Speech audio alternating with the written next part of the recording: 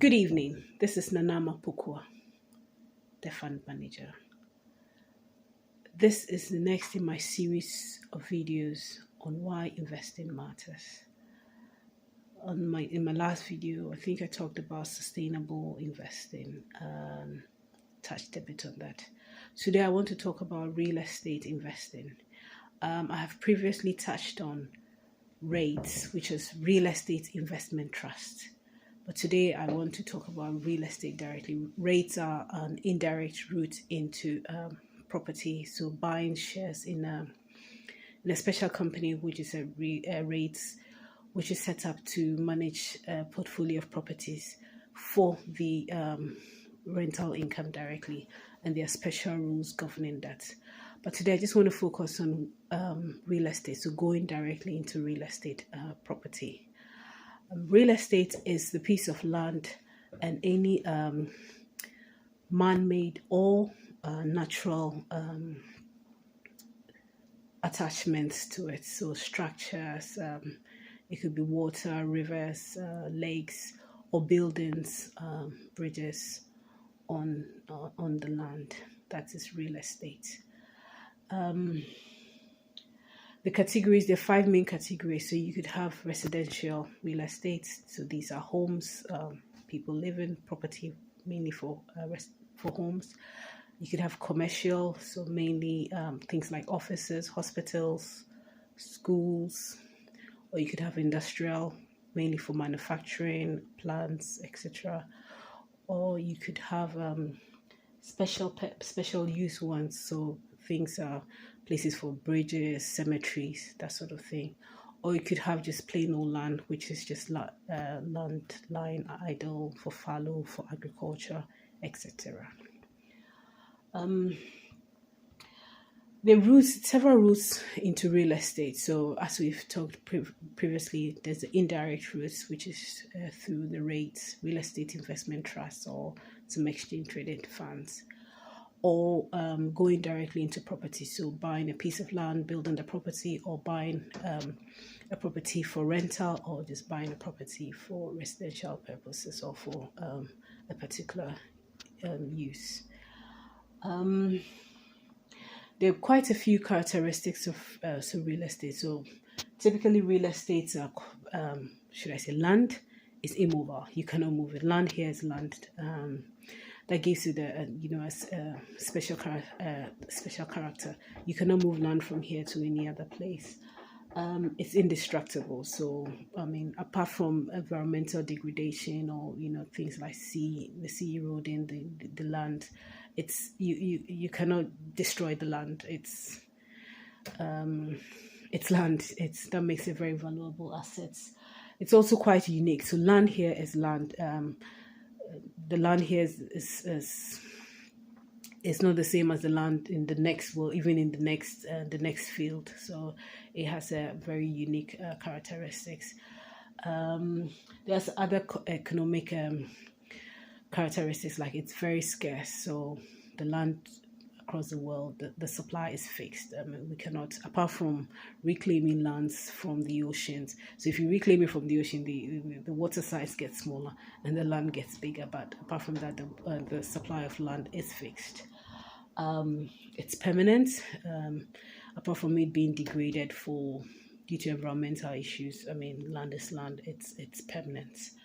And again, the location gives it one of economic value. So in certain areas, rural land might be much more expensive or much more valuable than urban lands, but then the vice versa is the reverse is true in other areas as well.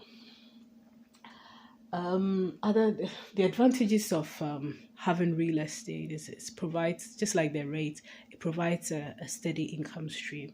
So once you build your structure and your property and you rent it out, it provides a steady income stream for years and years, apart from the occasional improvements that you need to make to it. It's a good steady stream of income. It also offers capital appreciation. So excuse me, land would always go up in value, or shouldn't say would always, but I mean, over the years, history, it goes up in value, especially when different economic use is found for it, and even property once built, it would also appreciate it in value. Real estate offers you an opportunity to diversify your portfolio, especially where you have your portfolio is mainly stocks and shares or bonds, so traded paper traded securities. Real estate, going directly into real estate, offers you, it's quite high risk, but in the long term, a bit low risk to having that physical assets within your portfolio. It's you can go for a mortgage, get a mortgage to buy the land and build your property, or even get a mortgage to buy a property, and it enables you to use leverage in this way. So you don't necessarily have to have all the money to go into real estate. You can borrow to buy the property now, and make use of it now, and then pay it off over the longer term. The disadvantages of real estate is it's very difficult to sell. It's not liquid at all. Especially when you need to sell, you obviously need to find a buyer, and it's not easy to find a buyer. Unlike going into REITs, where you just need to sell your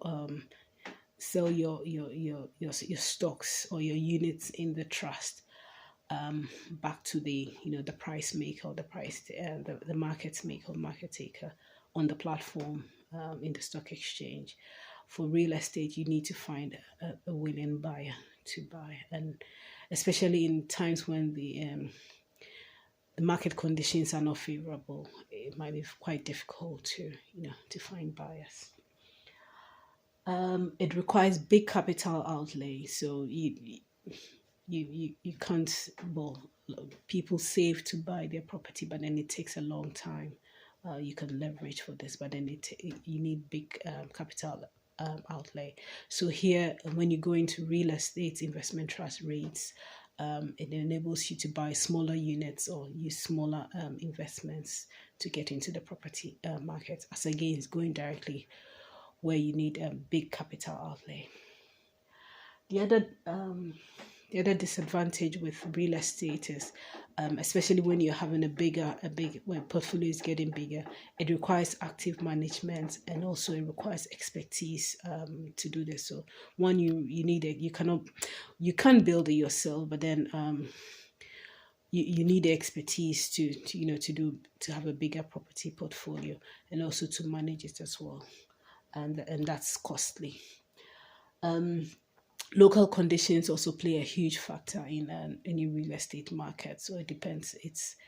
It might affect the pricing, or the type of property you get, or the bureaucracy to get into that property market.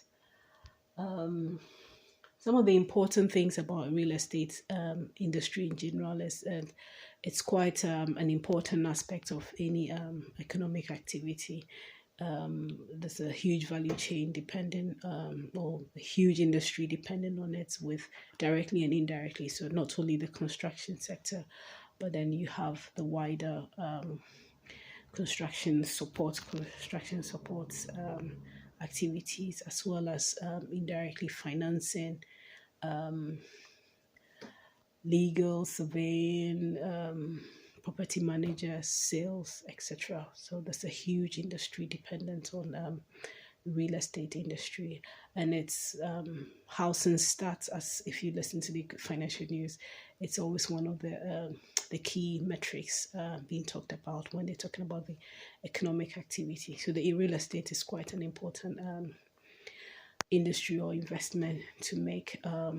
It is quite important, it is good, but then you've also got to remember you need a huge capital outlay. There are other routes to go into real estate. You don't need to go into it directly. If you cannot, if you don't have the capital outlay, you could go via the rate routes, giving you the opportunity to buy smaller units and building your portfolio up. But then if you have the well, one, if you can get the funding to get a mortgage or bigger, it's also good to go directly. Well, you've got the whatever profits you make, you have it. It's all yours, and especially the profits in real estate are quite good. So good income stream, good capital appreciation. But then you've also got to bear in mind that you require the expertise, the management to to actually manage the portfolio. So you've got to weigh the two against a rate. Thank you very much for today. Oh, that's 10 minutes, quite long. As always, if you have any questions, do email me amapoks1982@gmail.com, or leave comments. Leave your comments and your questions or feedback in the comment section of the video. Thank you very much. Bye.